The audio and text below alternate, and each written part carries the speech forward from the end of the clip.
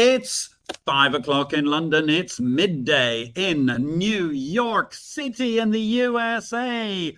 Midnight in Hong Kong, 2 a.m. in Sydney, 9 a.m. in San Francisco, and 9:30 at night in Mumbai. Good morning, good afternoon, good evening, wherever you are in the world today, ladies and gentlemen.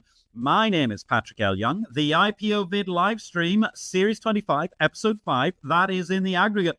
Episode number 149 starts here. And my name is Beata Young, and today's PhD Positivity Hack Delivered 151 will be by our guest, Cassandra Seier, Head of International Capital Markets, NYSE, Jess Froats, Head of Relationship Management, and Meaghan Dugan, Head of Options. And if you haven't guessed it, ladies and gentlemen, we are clearly not at home in our usual locale. We are inside the Ice House, ladies and gentlemen. Yes, we are here in the epicenter of the city of capital, New York City. We're in Manhattan. We're on Wall Street at the corner of Wall and Broad, and we are in the esteemed library of the New York Stock Exchange. Yes, absolutely delighted. Thank you very, very much, Josh, and all the team here in comms at the ICE Group. Really appreciate the invitation. You've been super helpful, and we've got an incredible show lined up to you.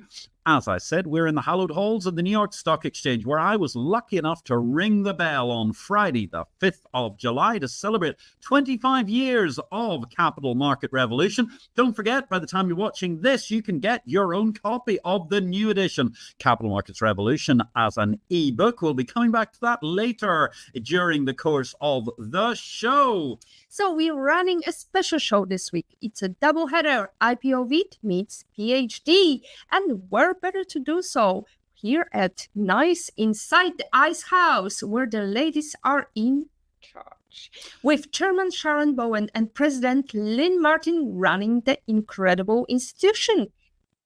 And we've got a fabulous lineup of guests for you today. We're going to be joined in a little while by Meaghan Dugan. She's the head of options at the New York Stock Exchange. Meaghan has the wonderful remit of overseeing two major options markets across the United States of America, traded throughout the world for the entire NYSE options team, where she leads the strategy. She's got a wealth of experience in the financial world, having previously held leadership roles at Bank of America and Morgan Stanley, where she focused on electronic trading and options products.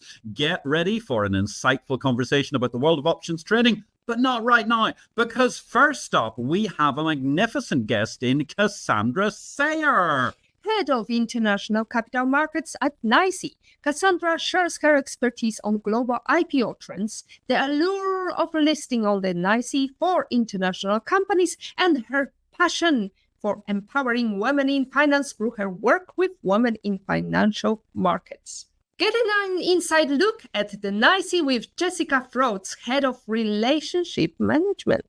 Jessica discusses her long career at ICE, the evolution of market data, and how her experience fuels her current role in building strong relationships with clients. But first of all, we're going to be joined by Cassandra Seier, the Head of International Capital Markets at the NYSE. We're looking forward to that conversation, which is coming up right after this short video. Ladies and gentlemen, the future is female. On July the 5th, 2024, the New York Stock Exchange was buzzing with excitement as Patrick L. Young, founder of Exchange Invest, rang the closing bell. Patrick has been a strong supporter of women on it and advocates for more female leaders in the finance industry. As the author of Capital Market Revolution, he recognized the need for diversity and growth in the industry.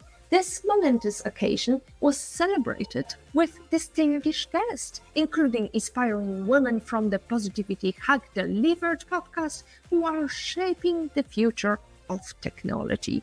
It was an honor to meet Lynn Martin, president of the New York Stock Exchange, once again and celebrate this incredible milestone for female empowerment in finance. The ringing of the bell by Patrick Young symbolizes a new era of innovation and opportunity. Here's to the next 25 years and many more fearless female leaders. Women on it, hack the future. Let's start with your background, Cassandra. Tell us how your career path developed. Sure, absolutely. I'm going to be dating myself. I was born and raised in Singapore, and I started my career at Goldman Sachs in Singapore in the futures business. And this was 1996. Back then, the Singapore futures business was quite small, and there were 3 of us in the group, and there were over 100 employees in the office. I was the youngest employee back then. When I first started, I had the opportunity to go down to the trading floor. And at that time, it was called CIMEX, which is now called SGX. And futures contracts at that time was still traded in an open outcry system. So you can hear traders yelling out orders, using hand signals, buying and selling futures contracts. It was fascinating for me to learn and have the opportunity to see how that was done. Because now, as you know, everything is pretty much electronic in the futures market. So I started in 1996. I was there for a year and a half, and I decided to go to school in Oregon from Singapore. So I went there and I studied finance and economics. And it was only 15 months when I graduated from the University of Oregon. My former manager in Singapore asked if I was interested to work for Goldman Sachs in New York. And I said, why not? Sounds like a great company. Let's try it. So the recruiting manager flew me from Oregon to New York and interviewed me. I met the whole team, and it was love at first sight. They offered me a job, and I moved to New York City on my own with no family and no friends and 2 suitcases. And this was 1999. And I remember the exact date when I started at Goldman Sachs New York in the futures business. This was April 5th, 1999. Why did I remember that? Because I missed the IPO window for Goldman Sachs by 5 days. No. So, and I was young. I started working in the futures business. At that time was really more client servicing, operations, and I did a really good job. My manager asked if I would move to London to run a team of 7. And I moved to London, again, 2 suitcases. And this time around, I was in London for almost 2 years. I had the opportunity to lead a team, as well as started a new business for Goldman for client relationship management. And in 2006, I decided to move back from London to New York, and I joined the sales and trading unit of Goldman Sachs in the futures execution, electronic trading, as well as clearing. It was a wonderful experience at Goldman at that time. I learned how to build new teams, create, new relationships, as well as just really understood, at that moment, what were changing around market structure. And lo and behold, the financial crisis happened in 2008. And I was tasked to kind of just leverage my background in market structure and also electronic trading to understand a little bit more around derivatives clearing. So I started the Goldman Sachs swaps clearing business back during the financial crisis. And fast forward, I spent 24 and a half years at Goldman across 3 different continents. And 2022, I met Lynn Martin, who is the president of New York Stock Exchange. We knew each other when she was the COO of Live US, which is London Interbank Financial Futures Exchange, for those who don't know. And we had always stayed in touch. And when she took the role at New York Stock Exchange, she mentioned to me that she was looking for someone who has a new perspective and will be able to come in and really drive the business and build a strong team. I was really interested at that time to pivot. And it was really exciting for me to work for a female, powerhouse. And several conversations later, I started my head of international capital markets role here at the New York Stock Exchange, and the rest is history. Wow. And I mean, being here, a powerhouse in the IPO business, it must be quite incredible, because the last couple of years have been so years for IPOs worldwide, but we seem to have seen a bit of a pickup this year. What do you think is going to be happening? Yeah, absolutely. We actually think 2024 has shaped out to be a pretty strong first half. Yeah. And if you look at the amount of new IPO proceeds, New York Stock Exchange actually led the charge here for first half. We raised $12 billion. which is more than the last 2 years combined. So to your point, 2024 has, started to look really strong for the IPO market. And we also did 7 out of 10 largest transactions. And that included Armour Sports, which is a European company based in Helsinki, and also Viking Cruise, which is also the largest IPO at 1.6 billion. So these are really great numbers. And we also saw 3 tech companies come in this year, including Rubrik, Reddit, and Ibarra, which is fantastic because I think the IPO market is in need of such type of, different type of markets across different countries, different market cap, different sector. It's an interesting calibration you mentioned, because actually the Lynn Martin era already seems to be epitomized by the fact that we're seeing this gentle calibration towards tech companies as well as Main Street America and Main Street of the world. Yeah. I mean, look, I think investors are always looking for different opportunities. Right. And tech investments in general had been one that a lot of investors are watching for. Yeah. And because we had not had, tech stocks for a while, so those 3 really helped drive the momentum. Yeah, and that's an incredible number, $12 billion. Yes, absolutely. But there is competition. So how do you pitch yourself to these exciting companies still keeping? Yeah, so, for me and my team, international capital markets is where we go out of the US and we try to pitch non-US companies to come and list at the NYSE. So we are not just talking about from a, private to public debut, but also public to public debut. What does that mean? So a company might already be listed elsewhere at another exchange, and they are looking for potentially a dual listing. So for example, Flutter Entertainment, that was one that came in early this year. Yep. And, great celebration. I don't know if you saw that. It was out here in front of the New York Stock Exchange with Gronkowski, famous football player who had a massive celebration because he's one of the ambassadors for Flutter Entertainment. But Flutter Entertainment is $35 billion when it first moved its primary listing from the LSE to the NYSE. And a big part of the reason for that is also because of the growth in the US with FanDuel, which is one of the subsidiaries. Yeah. Exactly.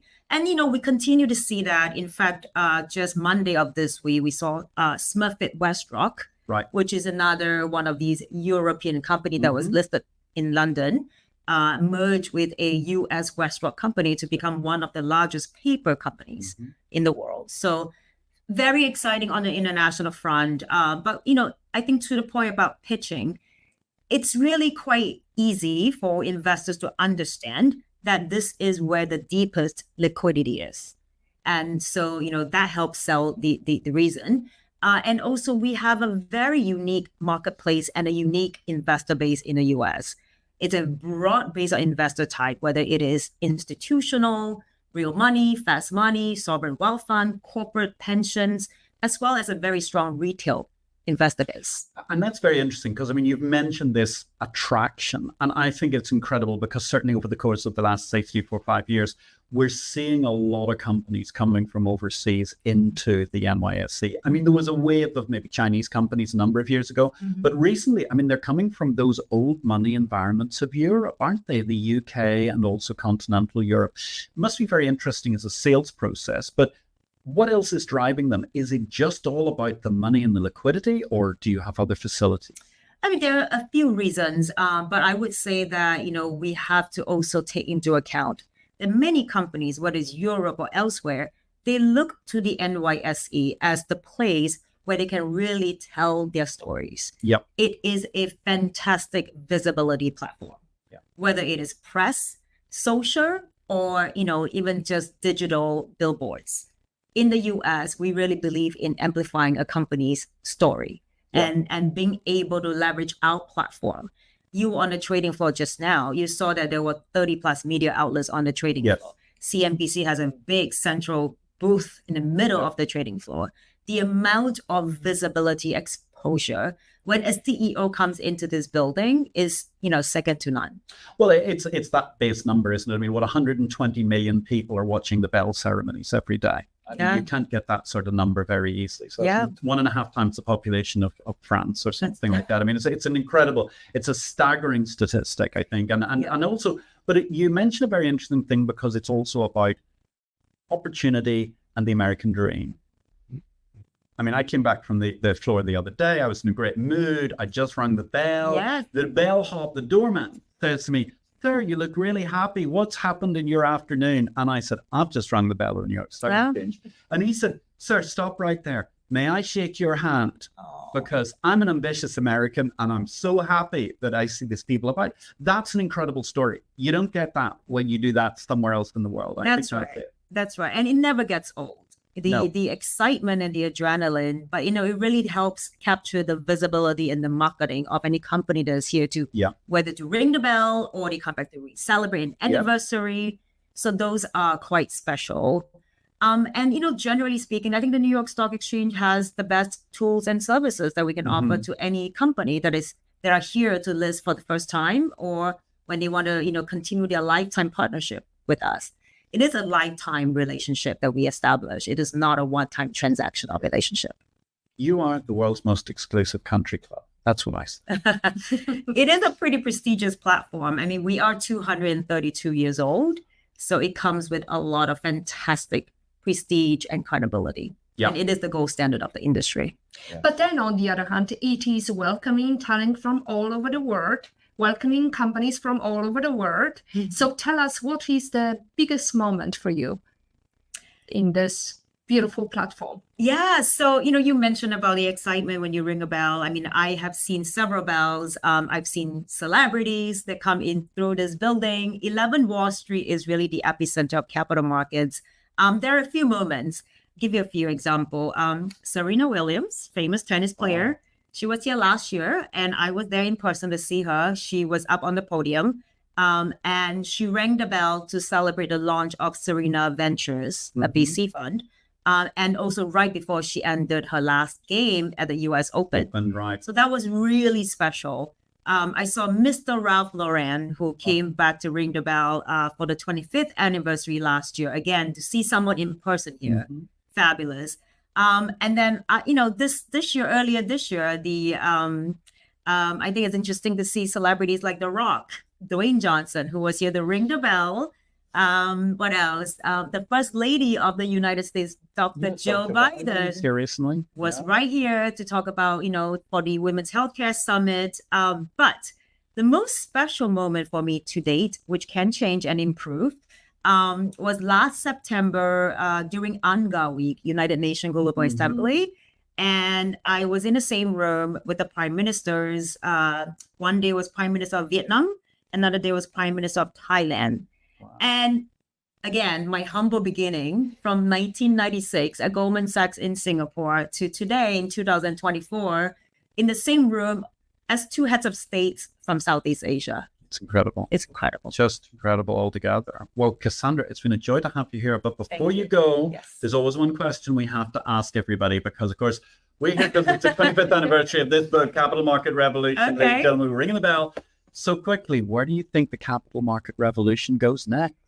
It's pretty difficult to predict the future, but I would imagine, there's going to be hopefully more adaptation of advanced technology to help in the capital markets process.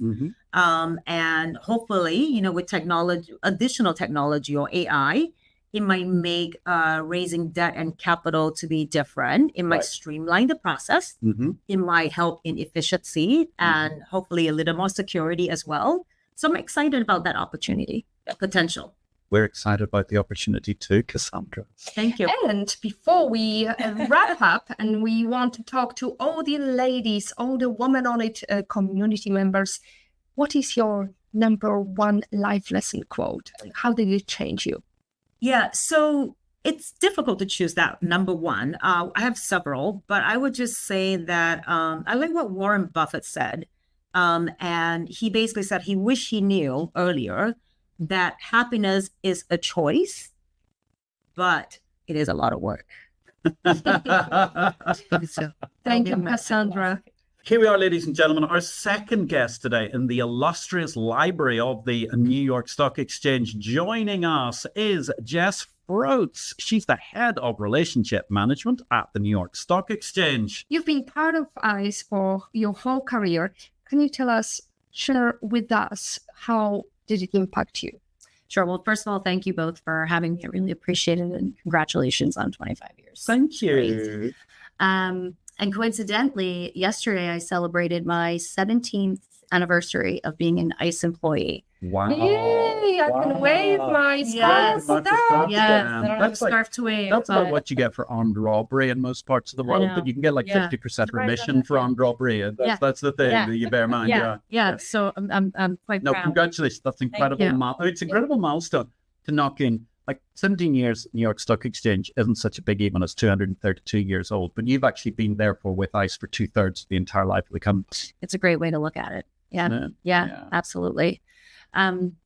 So I joined ICE market data team in 2007, and the company was in the process of, they had just bought the New York Board of Trade, and they were in the process of listing all of the tradable soft commodity contracts onto ICE's electronic trading platform called WebICE.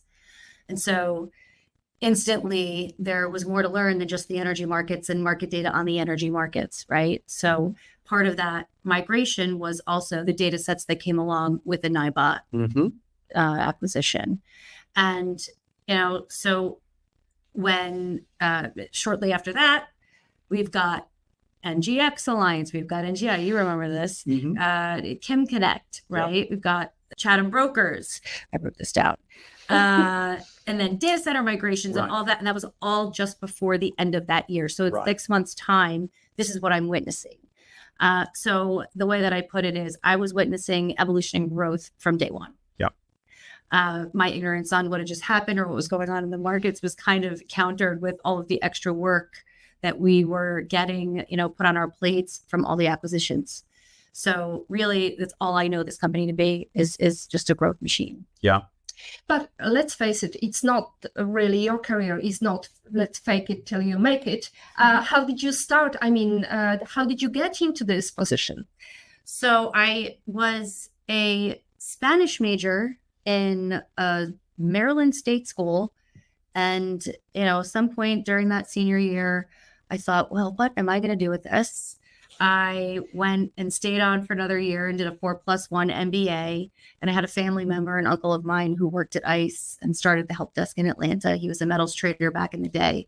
So he passed my resume to New York. And so that's how I landed here. We were in a very small Times Square office of about 10 to 12 people.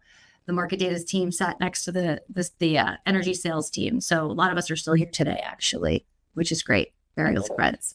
So that was well before the Exchange Invest newsletter came about. Yes, even so, but however, we had been in the background for some time. But it's interesting because, therefore your career was shaped by market data. And that's a very, very interesting time for the market data business because it really just starts to explode. Mm-hmm. Sure. It was a very small team, lean team. I laugh. We used to send settlement prices on NGL contracts in an email to the Wall Street Journal for print. And that's, part of the job back then. We were doing a lot of different things. There were automated reports coming from the trading engines as well, and tick data files and things like that, real time being pushed to the trading platform. But we definitely did a lot of different things, and how far we've come now with automation. But it's not just the automation, it's the amount of data. Because what NYBOT generated was a very finite amount, whereas now it must feel as if, effectively you're generating an infinite amount of data every day. Yeah, one of the coolest parts about being in a data seat through all of this M&A activity is we're not pigeonholed into one area, or one asset class. So anytime there would be a new entity coming on board, we would meet with them, look at all of the data sets that they have, see how it fits into the ICE ecosystem. Do we want to incorporate it into existing files? Is it too large to do that? Yeah. Do we want to give it its own container? Do you sunset it? Right. So all of these decisions were being made on the fly almost. And the amount of data just surmounted to, here they had to expand the warehouse Yep. in Atlanta and all of that. So for sure, to your point. And it's incredible because then like you've moved sort of from data into, so explain your role at the moment in terms of being in charge of relationship management.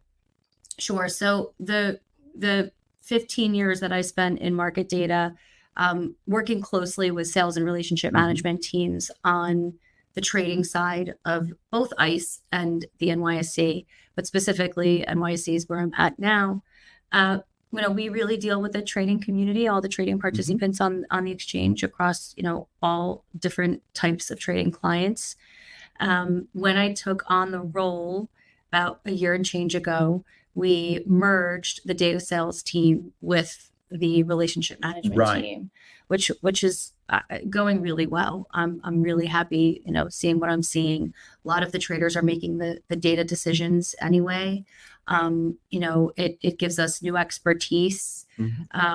It's sort of a one point contact for your market data and your trading needs. And I think it's going really well for the team. That's really, really good. And for you, what's it like having this super role where you've got to deal with all of the people who are delivering the liquidity to ICE at the same time as also overseeing so much of this data sales function? It's certainly challenging. It was a learning curve for me. Our clients have been really receptive to, taking meetings with us, giving us really quality feedback. They are fair, they're honest, which I really appreciate. So yeah, as intimidating as it was at first, they've just been such great partners for us and helping us achieve what we're looking to achieve. That's terrific. It's really interesting to hear. And how do you feel about being based out of New York? It's all I know. I'm a New York State native. I live in the suburbs of New Jersey, and I come into the financial district every single day. So that's how I feel about it. It's exciting. It's what I know. But yeah, New York is certainly it's a vibe. It is a vibe. It's certainly the city that never sleeps, and it's quite incredible to come and be here to see just how amazing it is at all points in time. Well, we're happy to have you here. Oh, it's a joy. We're delighted to be here. We are absolutely delighted. One of the things that I point out to everybody is empathy, and how critical empathy is when you're creating team and when you have teamwork and dream work. All these buzzwords are thrown together. How do you collaborate with other team members? How do you make sure that the clock ticks? One of the beauties of being here so long is that I have made a lot of relationships internally that have just helped me get to where I need to go or where clients need to be. And so knowing who to go to is a big part of the success we have on our team. Exchange content from a data perspective is just one piece of the pie, right? They also need that content delivered. Our clients need that content delivered. They need to be able to access it. And so we have groups across the ICE organization who specialize in that delivery. So we often call on them. We have a client, would you like to come to the meeting? Or they call on us. Hey, we want to bring you guys in. They want to talk about NYSE market data products or trading products. And it's a wonderful marriage, I would say. We lean on each other a lot. So there's constant collaboration. There are other parts of the business that we collaborate with too. From a desktop perspective, somebody's looking for, a wealth management platform with content streaming through it. We've got the content, they've got the desktop. Or on the exchange side, the ICE exchange, our ICE exchange counterparts who have business contacts and exchange contacts at, some of our largest customers, or not our largest customers, but they might cover all of ICE and all of NYSE. And so we'll go in together, and I think it shows a very united front. We know what's going on in both arenas. Yeah. But it's incredible. I mean, it must be incredible for you because over that 17-year period, I mean, you have gone from this tiny office in Times Square with essentially completely, contiguous operations, but all effectively sitting on the same desk, to an organization that spans the world, that owns the New York Stock Exchange, that is essentially a powerhouse, the top of Young's Pyramid as an international exchange group. That must be really fascinating. It's wild. Yeah. It's wild. Satira, woman of multitasking. So now let's segue into life lesson quote. Okay. What is your favorite quote and how did it change you? My favorite quote is, "Life is a journey, not a destination." I refer back to this quote quite often in, a day or a time period of frustration, where it's a reminder. It sort of reframes for me, hey, this is actually a positive. You're going to get so much more out of it being a journey versus, a simple destination that you just land upon, because that's how you grow and that's how you innovate. Right. In life, personally and professionally. And talking of innovation, somebody wrote a book somewhere, I can't remember who, at some stage, somewhere in the distant past, but what I've got to ask you therefore is, Jess, where does the capital market revolution go? So I'm going to bring it back to data. And, our teams are constantly working on ways to use the data. And I think getting more juice out of the data we have and big data and using new applications that provide efficiency and insight is where you're going to be headed next. So what we need is a better squeezing device. I think that's very, very interesting. And I think you're quite right. I think that's a fascinating insight altogether. So, Jess Froats, it's been a pleasure. Thank you so much for joining. I feel it. And woman on it. Hack the future. Our finance book of the week. Well, what else could it be, ladies and gentlemen? We are here in the Ice House in New York City. And on July the 5th, we had the joy of ringing the bell at the New York Stock Exchange in order to celebrate what was an incredible anniversary, 25 years of capital market revolution. The revolution isn't over yet, and that's why I've decided to bring you something that is a little bit of an update. The original capital market revolution, plus a little bit of extra text. It's available now in an ebook. You can download that for your Kindle via the good offices of the folks of Amazon. I know there are those places that functions as an exchange, although it's not quite regulated as heavily as, say, the New York Stock Exchange itself. Out now, ladies and gentlemen, Capital Market Revolution turns 25. Get your copy by going to Amazon.com. We're joined by Meaghan Dugan, the head of options at the New York Stock Exchange. You began your career, Meaghan, on the floor in San Francisco and now serve as head of options at NYSE. How has your career evolved as technology has become an integral part of trading? It's a great question. Thank you very much for having me. It's interesting to going almost full circle, starting on the trading floor as somebody who did not know that much about options to begin with, and diving deep into the deep end and understanding the nuances of how options are priced, how they're traded, how order flow is handled, how our exchange rules supported, et cetera, in that time period. And that time period was a long time ago, 1999 to 2000, right around Y2K. So, it's been an amazing journey, but it's really rewarding knowing that as head of options for the New York Stock Exchange, when I do go back to NYSE ARCA in San Francisco, I still know pretty much 95% of the people there. so they're all, old friends. Yeah. So what about technology? Have you got background in technology, or were you always passionate about tech? No, so as in that time period in the early 2000s in the U.S. options market, it was really vital because the marketplace was really starting to pick up as far as how many exchanges were available to trade on, how many instruments were available to trade and make markets on. And all along with that became, obviously, to do that, you needed technology to be able to drive that.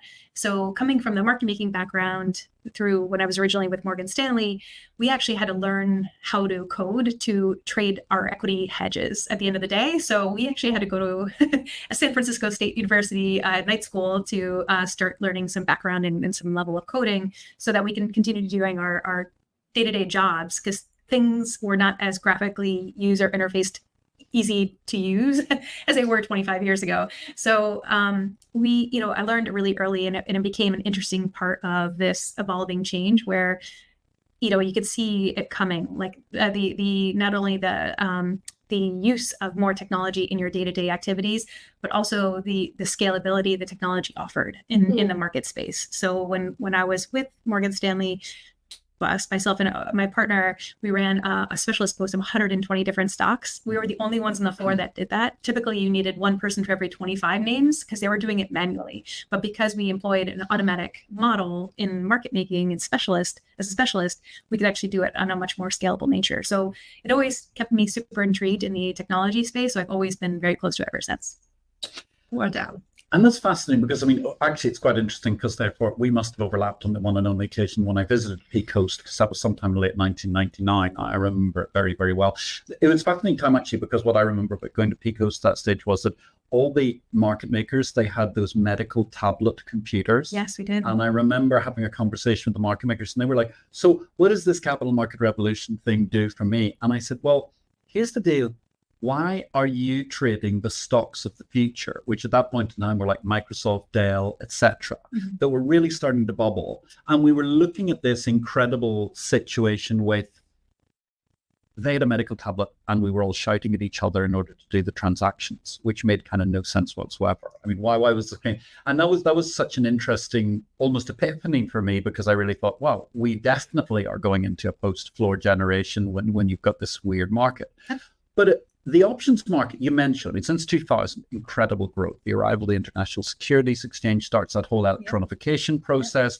The market becomes much more institutional as a result of ISE. And then the last 5, 6, 7 years seems to me just to be an absolute blur of growth. It's incredible. What has been driving that fabulous growth? So that you bring up a really good point of this sort of two different halves, right? So the early 2000s, like I would say 2000 to 2010, we started having a lot more new exchanges come to board. Yeah. So we had, coming from 4 to 6 to 7, Box ISE, a few others, and then a couple doubles that came through, a couple acquisitions along the way.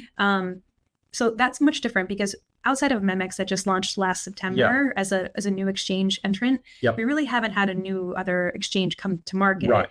What's really driven the growth in the last 4 or 5 years is really sort of coming from 3 areas that we really draw from. Number one, in 2020 and 2021 is really capital markets are super strong. Right. We had new IPOs coming to market. We had roughly 1,200 new underlyings come in. And for us option traders, that means we can quote them in tradable instruments. Right. So we have more tradable instruments to our micro makers can quote and trade and provide as, benefits for our investors to come into the market on. So that's one side, was that we just had new IPOs. We had more underlying. So we have roughly 4,200 underlyings, where before we had 3,000. Yes. That was one. Number two, retail. People were home during COVID. They were learning a lot about U.S. options because of the growth of U.S. options, and they were looking at individual stocks that were pertinent to them. Yeah. So we saw a lot more single stock interest from retail, smaller lot size order flow. That was a huge driver of growth. And the third area was in roughly Q3, the SEC approved the original 3 ETFs for short-dated options. Yep. So allowing Wednesdays to trade and then Mondays to trade and SPYs, Qs, and IWM, which just allowed not new underlyings, but new maturity cycles to come into the market for people to trade in a much more fine-tuned, risk-based manner, which is now just continues to be evolving on top of, because in November of last year, we had SEC approved 5 additional ETFs in that space. And so they allow Wednesday trading in those new 5 ETFs. So there's been some of the newer growth based on those 3 sort of key market structure shifts. That's what we have seen really drive, because we were really looking at 17 million contracts a day in multi-list volume back in 2019, and now we're at 43 million contracts a day. Incredible. So it's been quite incredible with the same number outside of MEMX, which is relatively new set of exchanges. The same number of platforms. So we have what's different about it? It's the number of instruments that are available to trade. It's the interest in the space. And it's what we've seen is that it's been very concentrated. So like I said, if you look at a graph of the sort of the top 10, the top 50 names versus everything else, like the top 50 to 3,500, the single stock space was very big during COVID because of that retail volume. But that has totally shifted now. Now it's the top 10 have surpassed everything else in October of last year, and it remains higher in concentrated volume than everything else. So it's very top heavy. But it's very interesting at the same time, because you say that, but then again, the volume distribution that we see in the US when you compare it to, say, Europe is incredible. And I mean, the one I would always give the example of is, of course, and there's a beautiful model in the reception here, Wraith Ferrari. I mean, Okay. Ferrari, dual listed between Milan, naturally, I suppose, and NYSE. But actually, you try to trade options in Milan on race, and it's a disaster. I mean, you could manage to drive a bus sideways through it, not just a Ferrari. And yet, as soon as the bell goes here, suddenly you've got an incredibly liquid quotation. And there's something about that amazing underlying depth Yeah. of liquidity across the US markets. And it's a strength of our entire market, right? Yeah. That's a strength of not only NYSE, but NYSE's component within the rest of the exchange The whole universe structure. and Yes. universe, because we always say this is that as quote traffic and message volumes continue to grow, like we still want everybody to continue to be stable and be resilient and be good exchange operators, because should one fail, the concern is that that would be a signal to maybe a less confident marketplace. Right. And we don't want that, because we feel like we have a very strong backbone. We have a very strong foundation. We have a very strong technology and very strong regulatory environment, right? So we have a very ongoing, lots of ongoing conversations with the regulators. And it's been, a very strong universe. So as you say, like we can just sort of put in something new and we can use the same framework that we have to continue to grow. Which is fabulous. But you say using the same framework, but of course you have had quite a big bit of technology change in the course of the last year. So now both your markets are on Pillar, right? Yes. And so walk us through sort of what Pillar changed and how that's improved the NYSE proposition. Yeah, that's something that we're very excited about. Pillar has been a huge benefit for us, because we really looked at it as a whiteboarding session of not just bringing over everything that we did in the last system over, but as an opportunity to be able to say, these nooks and crannies were here for a period of time for historical reasons that we no longer need. So it's more forward looking. And as we built out pillars, like what do we need for our future, let alone what do we need from, what sort of did we use to be able to build these foundational building blocks to where we were today. So we cleaned out a lot of things that we knew that we were no longer needing. And we did it in a way that was scalable for the future, but the foundation is really simplicity and efficiency for everyone involved. Like our clients, have a single universal interface for all 5 equity markets and our 2 options markets. Right. They have same liquidity code information. They have the same engagement across our technology teams, our support teams. Really, all of that is very fluid now. Right. Whereas before it was sort of 2 bespoke methodologies, languages, engagements, 2 different desks supporting them, technology systems and different prioritization queues, et cetera. So that all is now been wiped out. It's very simple and efficient. So for us, Pillar provided a huge stepping stone into sort of our future. And with that, we were able to really, our foundation is building sort of new innovative technical innovations in the exchange space here at NYSE NYSE. And we were able to really sort of catapult ourselves into that area. And we have seen a huge growth aspect on Amex. So we completed Amex by Halloween of last year, end of October. And we've seen roughly almost 200 basis points of improved volume and market share come to Amex on a slow add, because we can see people are much more comfortable and understanding and deterministic of how they're engaging on our platforms. And that is huge, because if they know how they're engaging with our system, they're more confident in showing a larger size, more symbols, just more risk.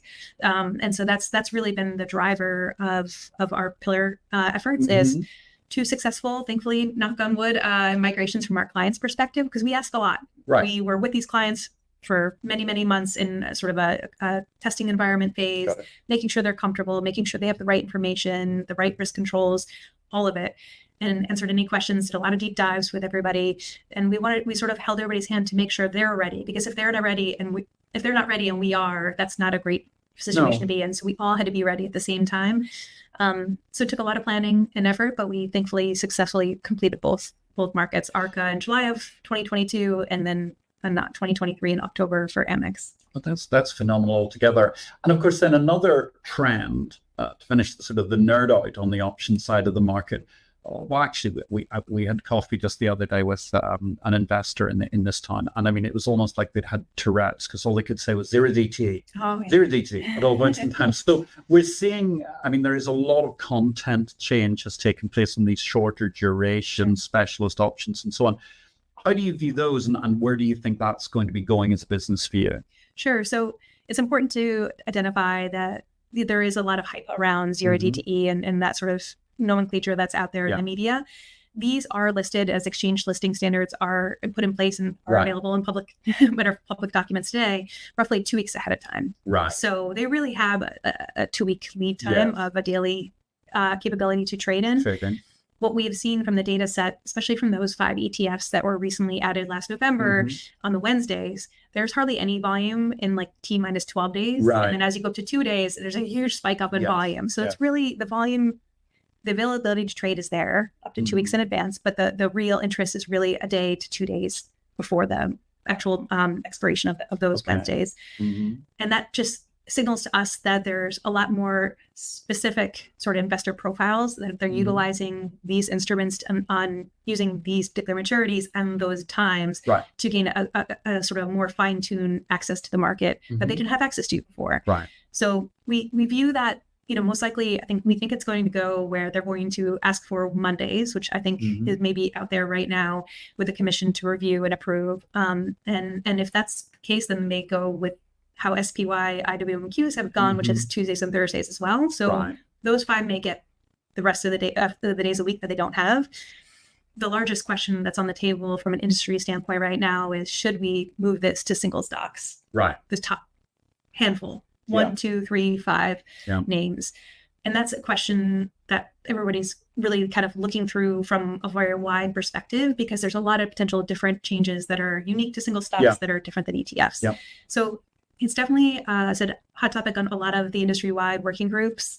I think all the right people are engaged from a diverse market participant standpoint, getting a lot of input to ensure that we understand what's important for all these different market participants, including the exchanges, so we can make sure we're making the right choices as an industry on opening up that to the single stocks. So we'll see where we are. It's also an interesting point, because you look at the top 7, 10 most liquid, largest cap single stocks in the USA, and they're all larger than essentially some of the top 10 stock markets in the world. Yes. So it's not as if we're dealing with tiny little couple $100 million companies or something like that are going to be skewed. And when you've got the top 3, 4 are all basically bigger than the top European stock exchanges in their entirety, each of which are themselves supporting 70 or 80 different individual names of options. It's quite incredible. It is. Speaking about hype and technology, what's your view or ICE view on Bitcoins and ETFs? Yeah, so we have, along with other exchanges, earlier this year we submitted a filing on sort of 2 levels. One at the Bitcoin ETF option levels, listing those, as well as a broader commodity ETF option baseline, where things like GLD, platinum, palladium, and other sort of general commodity ETFs live. That the Bitcoin / or crypto or ether or other things could also live in that world of. So we have filings with the commission right now that are out there, and they're open for public notice and comment right now. We are also working with XBX, which is a CoinDesk indices, to be able to look at possibility of doing a cash settled index option based on the XBX underlying. And so as a proprietary product. So we're excited about that as well. I think there's other areas that are out there, but right now, we're trying to explore areas wherever we can that we think that will add value. And this area does seem to have a lot of driven growth associated with it. Speak about adding value. What is your number 1 life lesson quote, and how did it change you? Number 1 life lesson quote? Yes. It's a really good question. I would say curiosity and hard work are the 2 main things that have really been driven into me from a young age onwards. And I think the tenacity of keeping with those 2 things have really driven my career up into this point. Excellent. Patrick? Well, it's a question I ask everybody. I mean, where do you think the capital market revolution is going to go next, Meaghan?